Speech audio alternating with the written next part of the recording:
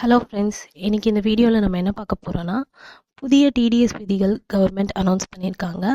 அது சம்மந்தமான அப்டேட்ஸை இப்போ நான் உங்ககிட்ட ஷேர் பண்ணுறேன்.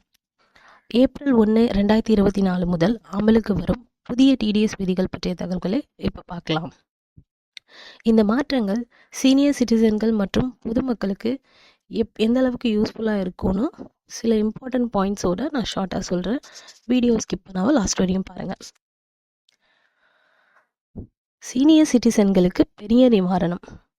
ஏப்ரல் 1, 2024 முதல் சீனியர் சிட்டிசன்களுக்கு FD and RD fixed deposits and recurring deposits மூலம் கிடைக்கும் வட்டி வருமானத்தில் ரூபாய் 1,00,000 வரை டிடிஎஸ் விலக்கு அளிக்கப்படும். ரூபாய் 1,00,000 தாண்டினால் மட்டுமே டிடிஎஸ் கழிக்கப்படும். பொதுமக்களுக்கான டிடிஎஸ் வரம்பு உயர்வு. பொதுமக்களுக்கான வட்டி வருமானத்தில் டிடிஎஸ் லிமிட் ரூபாய் 40,000 50,000 ஆக உயர்த்தப்பட்டுள்ளது.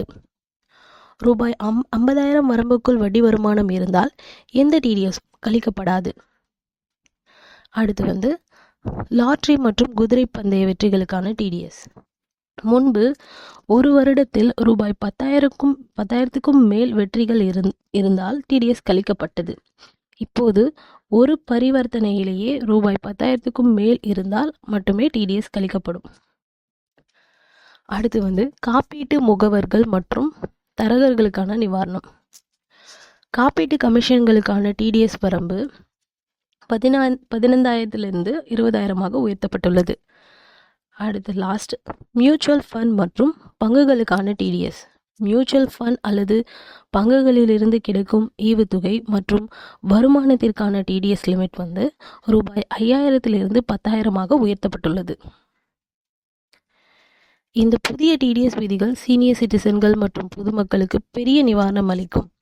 இந்த மாற்றங்கள் உங்களுக்கு பயனுள்ளதாக இருந்ததுன்னா இந்த வீடியோவை உங்கள் ஃப்ரெண்ட்ஸ் அண்ட் ஃபேமிலிக்கு ஷேர் பண்ணுங்கள்.